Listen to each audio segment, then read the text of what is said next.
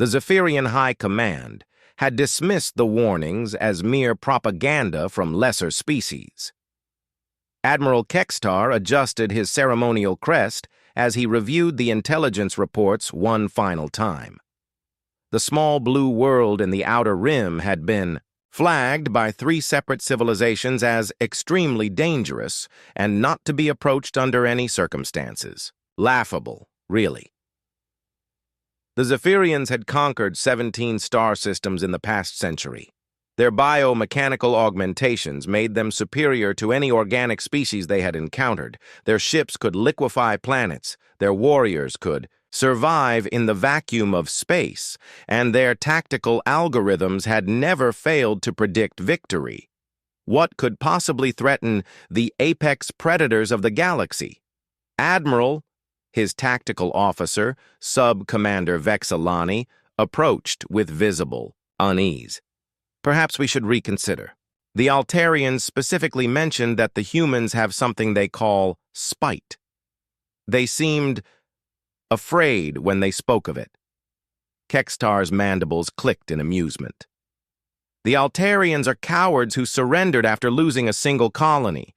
Their warnings are meaningless. He gestured toward the view screen displaying Earth's solar system. Look at them, Vexilani.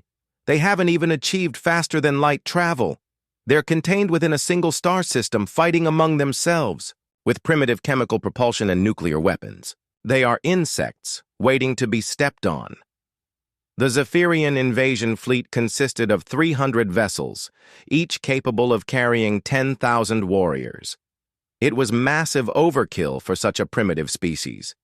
But Kextar wanted to make an example. Word would spread throughout the galaxy that even the most dangerous worlds fell before Zephyrian might. As they entered the Sol system, initial scans confirmed everything their intelligence had suggested. The humans had scattered habitations on several worlds and moons, but their technology was centuries behind Zephyrian standards. Their weapons were crude, their ships slow and clumsy. This would be over within hours. Admiral, we're receiving a transmission from the 3rd planet, the communications officer reported. Let's hear what the insects have to say before we exterminate them, Kextar commanded. The transmission crackled to life, revealing a human male in what appeared to be a military uniform. His face was weathered, his eyes hard.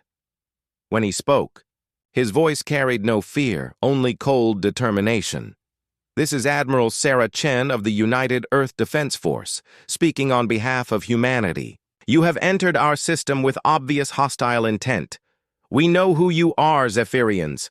We know what you've done to other worlds. We're giving you one chance to turn around and leave. This is your only warning. The bridge erupted in clicking, laughter from the Zephyrian crew. Kextar wiped moisture from his compound eyes. Did you hear that? They're warning us. The creatures actually believe they can threaten us. Admiral, Vexilani said quietly. There was something in that human's eyes. Perhaps enough, Kextar snapped. Begin the attack. Target their military installations first, then their population centers. I want this over before the next cycle. What happened next would haunt the survivors of Kextar's crew for the rest of their brief lives. The humans didn't just fight back. They fought with a fury that defied all logical military doctrine. When their orbital platforms were destroyed, they launched everything they had from the surface. When their ships were outgunned, they rammed them into Zephyrian vessels. When conventional weapons failed, they detonated nuclear devices at point-blank range, trading their lives for minimal damage to the invaders. But it wasn't just their willingness to die that unnerved the Zephyrians.